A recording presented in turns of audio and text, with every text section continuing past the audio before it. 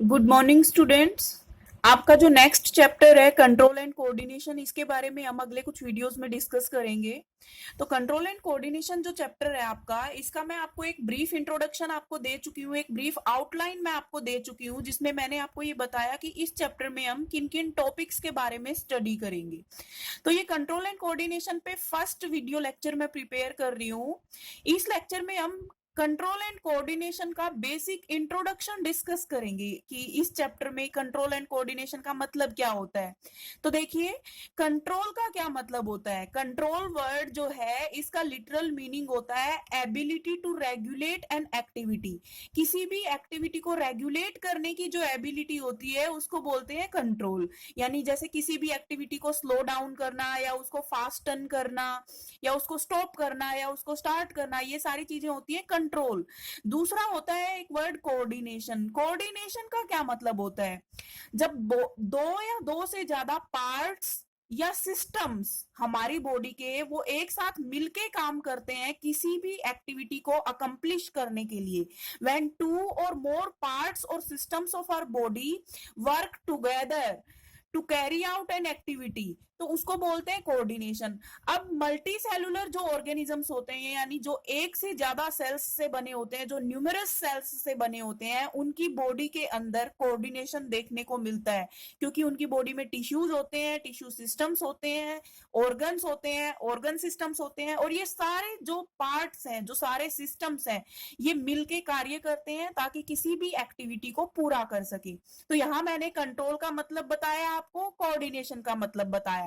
अब देखिए, हमने जो पहला चैप्टर आपका पढ़ा था, जिसमें हमने डिफरेंट लाइफ प्रोसेसेस के बारे में बात की थी, तो उसमें हमने कुछ लाइफ प्रोसेसेस डिस्कस की थी, जैसे कि न्यूट्रिशन, रेस्पिरेशन, ट्रांसपोर्टेशन, एक्सक्रीशन। ये सारी लाइफ प्रोसेसेस हम डिस्कस कर चुके हैं। वहां पे हमने एक और चीज डिस्कस की थी, मूवमेंट, कि लिविंग ऑर्गेनिजम्स जो होते हैं वो मूवमेंट शो करते हैं। अब ये जो मूवमेंट्स हैं, ये लाइफ से किस तरीके से रिलेटेड होती हैं, क्या मतलब है इस बात का कि मूवमेंट होगी अगर कोई ऑर्गेनिज्म लिविंग है तो ये डिस्कस करने से पहले मैं आपको बता दूं कि मूवमेंट्स दो तरीके की होती है। कुछ ऐसी मूवमेंट्स होती हैं जो ग्रोथ से रिलेटेड होती हैं, और कुछ ऐसी मूवमेंट्स होती हैं जो ग्रोथ से रिलेटेड नहीं होती। एग्जाम्पल से समझेंगे हम इसको। ग्रोथ रिलेटेड मूवमेंट्स या the movements which are result of growth. Example, germination of seed. तो जैसे हम देखते हैं कि जब भी कोई सीड जर्मिनेट होता है, तो वो सीड जर्मिनेट होने पे जो सीडलिंग्स उसकी बाहर निकलती हैं, जो छोटे छोटे आप देखते हो ना, बिल्कुल स्मॉल, जो पत्ते से जैसे दिखाई देते हैं हमें, वो सीडलिंग्स सोयल में से ग्रो करते हुए सोयल से बाहर आते हैं। तो ये जब ग्रोथ हुई तो मूवमेंट हुई, यानी ये मूवमेंट कैसी है, ग्रोथ रिलेटेड मूवमेंट है।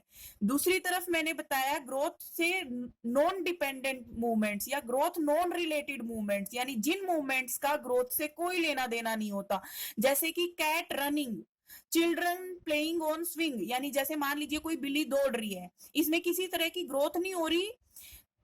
कुछ बच्चे हैं जो झूले पे झूल रहे हैं, उसमें भी किसी तरह की ग्रोथ नहीं हो रही। तो यहाँ पे मैंने मूवमेंट्स के बारे में बताया कि दो तरह की मूवमेंट्स हैं, growth related movement, growth non related movement. यानी the movements which are related to growth, जिसे germination of seed. The movements which are not related to growth, जैसे कि कैट रनिंग। अब मूवमेंट हम यहाँ क्यों डिस्कस कर रहे हैं, मूवमेंट का जो है वो लिविंग ऑर्गेनिज्म से क्या रिलेशन है। देखिए, यहाँ क्वेश्चन की फॉर्म में मैंने लिखी हुई है ये चीज, why do we associate visible movements with life. हम मूवमेंट्स को लाइफ से क्यों एसोसिएट कर रहे हैं, इसलिए एसोसिएट कर रहे हैं because movements are response to changes in internal और external environment of the organism. कोई भी जो लिविंग ऑर्गेनिज्म है, उसके जब इंटरनल या एक्सटर्नल एनवायरमेंट के अंदर चेंजेस आते हैं, तो उन चेंजेस को रेस्पॉन्ड करने के लिए वो ऑर्गेनिज्म मूवमेंट शो करता है। तो इसका सीधा सा मतलब ये हुआ कि कोई भी लिविंग ऑर्गेनिज्म ही मूवमेंट शो करेगा, कोई भी नॉन लिविंग जो थिंग होगी वो मूवमेंट शो नहीं करेगी। एक लिविंग ऑर्गेनिज्म किसी भी एटमॉस्फेयर में, किसी भी एनवायरमेंट में रह रहा है, उस लिविंग ऑर्गेनिज्म के एनवायरमेंट के अंदर, उसके बाहर के एनवायरमेंट के अंदर अगर किसी भी प्रकार के चेंजेस आते हैं, या ऑर्गेनिज्म की बॉडी के अंदर किसी भी प्रकार के चेंजेस आते हैं, तो उन चेंजेस को रेस्पॉन्ड करने के लिए लिविंग ऑर्गेनिज्म जो है वो मूवमेंट शो करता है। और उस चेंजेस के थ्रू वो लिविंग ऑर्गेनिज्म एक कोई ना कोई एडवांटेज एक्वायर करने की कोशिश करता है। तो why do we associate visible movements with life? Because movements are generated in order to respond to changes in the internal or external environment of the organism, and these movements are an attempt by the living organism to use changes in the environment, इसलिए कोई भी living organism movement show करता है। अब यहां भी मैंने इस लाइन में भी मैंने वही चीज लिखी है कि एनवायरमेंट में किसी भी प्रकार का चेंज आने से मूवमेंट प्रोड्यूस होती है। Each kind of change in the environment evokes an appropriate movement, and these movements are very carefully controlled in the body of living organisms.